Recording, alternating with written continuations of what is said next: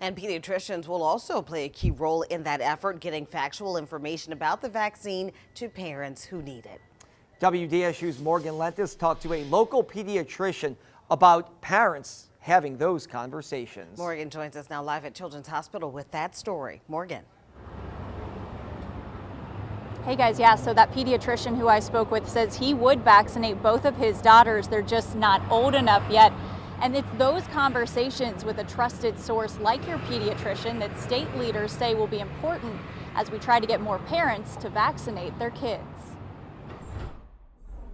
I like to phrase this in terms of what I would do for my own daughters, and I would like to vaccinate them as well, albeit they're only 8 and 9 at this point. Dr. Anthony Hudson works at Lakeside Pediatrics in Metairie. The clinic has been giving the Pfizer vaccine to children 12 and up since it was approved in early May.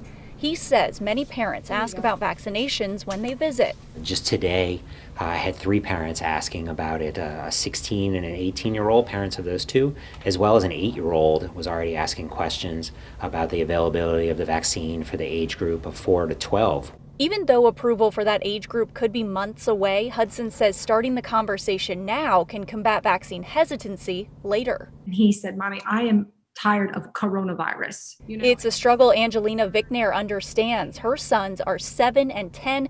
She runs the New Orleans Mom blog and says her thousands of followers have questions too. A lot of parents just have questions. Just how are we going to handle this? How do we move forward? What does that mean for our kids? And what about the ones who choose not to?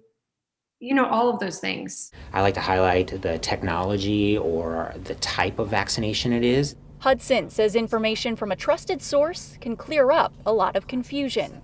Nothing can really substitute for just that face-to-face interaction, that ability to look your pediatrician in the eye and ask questions. And so as you can imagine, parents have a lot of questions about what school will look like this fall. We did reach out to the Orleans Parish and Jefferson Parish school districts just to see what they had to say. Both told us that moving forward, they will continue to follow guidance from the CDC and state health leaders, and that you can expect more details this summer. You can read both of their full statements right now on our website, WDSU.com. Live uptown, I'm Morgan Lentis, WDSU News.